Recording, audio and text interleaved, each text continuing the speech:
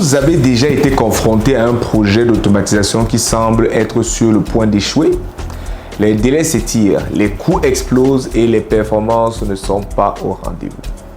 Aujourd'hui sur Yop Robotics, nous allons partager des retours d'expérience sur des projets qui ont dérapé et surtout comment ils ont été remis sur les rails. Si vous êtes impliqué dans l'automatisation, cette vidéo pourrait bien vous fournir les clés pour transformer une situation difficile en succès. Restez donc avec nous pour découvrir les stratégies qui peuvent sauver un projet en difficulté. L'un des premiers pas pour sauver un projet en difficulté est de reconnaître les signes de dérapage dès qu'ils apparaissent. Cela peut inclure des délais non respectés, des coûts qui s'envolent ou des performances inférieures aux attentes. Dans un projet d'automatisation où j'ai été impliqué, le délai initialement prévu pour la mise en service a rapidement été dépassé. Tout a commencé par des retards de livraison interminables dus au service du transporteur en charge. Je me rappelle aussi d'une véritable inflexibilité du client qui s'attendait à ce que l'on respecte l'échéancier, même si les équipements ont été reçus sur site après plus d'un mois de retard. Par la suite, les tests de mise en production révélaient des dysfonctionnements que personne n'avait anticipés, ce qui a considérablement retardé la production. Ces signes étaient des indicateurs clairs que le projet était en difficulté. La clé ici est de ne pas ignorer ces signaux d'alerte, mais plutôt de les utiliser comme point de départ pour élaborer un plan de redressement proactif. Une analyse rapide et précise de la situation peut faire toute la différence entre un projet qui échoue et un projet qui réussit. Une fois que les signes de dérapage sont identifiés, il est crucial de réévaluer le plan initial. Cela implique souvent de retourner dans le cahier de charges pour revoir les objectifs, les ressources et les délais. J'ai travaillé sur un projet dans le domaine de l'éclairage architectural où l'intégration de nouvelles technologies de lampes LED a révélé des incompatibilités avec les systèmes d'éclairage existants. Plutôt que de persister dans une direction qui ne fonctionnait pas, nous avons décidé de réévaluer notre approche. Nous avons redéfini les priorités en nous concentrant sur les éléments essentiels du projet qui pouvaient être réalisés dans les délais et les budgets restants. Certaines composantes essentielles permettant interopérabilité de l'ancien et du nouveau système n'avaient pas été considérées au moment du design initial. Ce fut donc une opportunité d'apporter les modifications nécessaires. Cette réévaluation a permis de réaligner le projet sur des objectifs réalistes et d'éviter un échec total.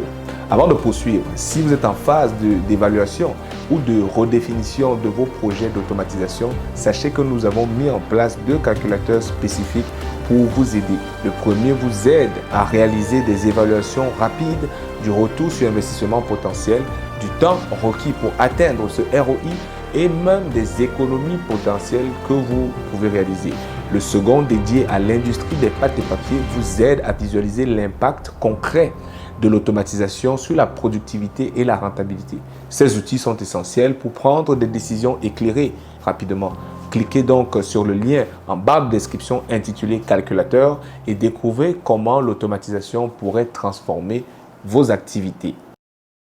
Lorsque les projets dérapent, la communication devient plus cruciale que jamais. Il est essentiel d'établir une communication intensive avec toutes les parties prenantes, du client aux équipes d'ingénieurs et aux fournisseurs. Dans un projet où tout semblait aller de travers, nous avons instauré des réunions quotidiennes pour faire le point sur les progrès, les défis et les solutions possibles. Cette approche a permis de détecter rapidement les problèmes et de mobiliser les ressources nécessaires pour les résoudre. De plus, en impliquant toutes les équipes dès le début, nous avons pu éviter les malentendus et assurer que tout le monde travaillait dans la même direction. Cette collaboration intensive a joué un rôle clé dans la réussite du projet, malgré un départ difficile. Un atout majeur pour l'établissement d'une communication efficace est la transparence. J'aime à croire qu'il est toujours préférable d'être honnête que de faire des promesses que nous savons inatteignables.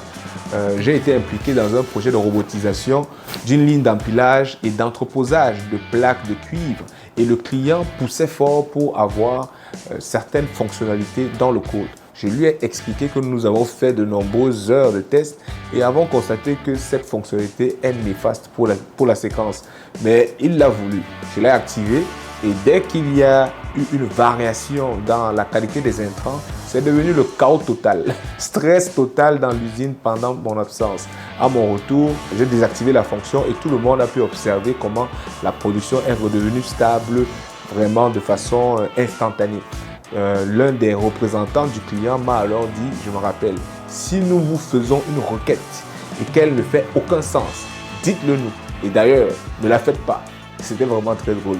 Plus de peur que de mal et tout est rentré dans l'ordre finalement. Des fois, ça peut prendre ça. Ça fait aussi partie du processus de formation, je pense.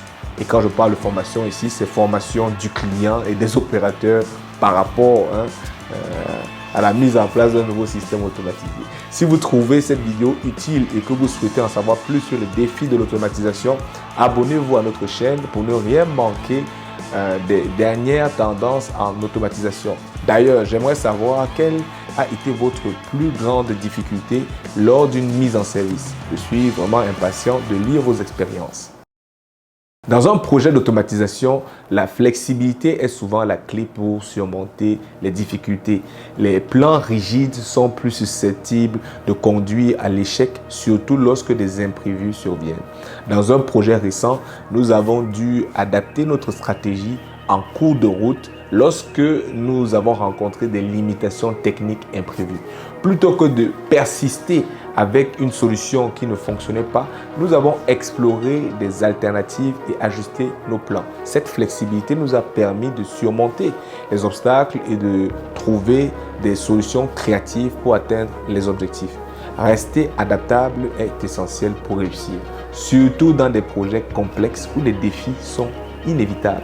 Dans un autre projet dont je vous parlais plus tôt, je signalais une véritable inflexibilité du client après un retard de plus d'un mois sur la réception des équipements sur le site.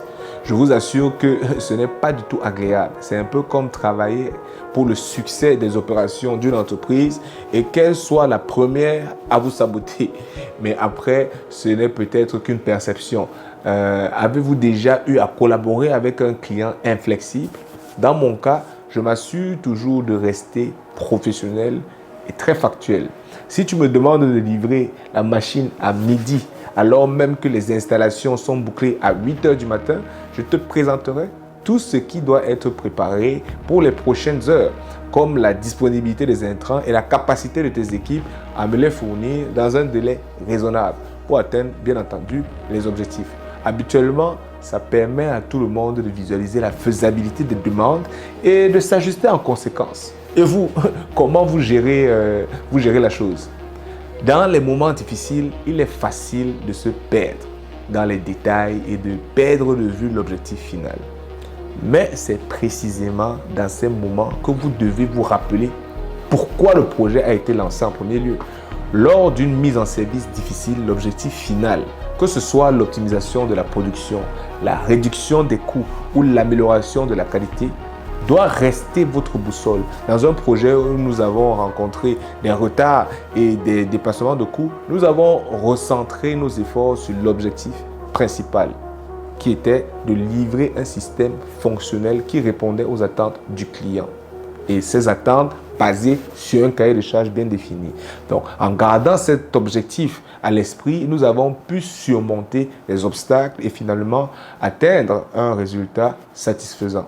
Les projets d'automatisation peuvent rencontrer des difficultés, mais avec une bonne gestion, une communication efficace et une flexibilité stratégique, ils peuvent être remis sur les rails.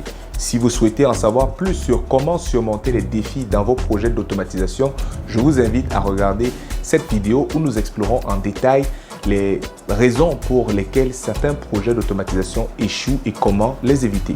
Cliquez juste ici pour la visionner et assurez-vous que votre prochain projet soit un véritable succès.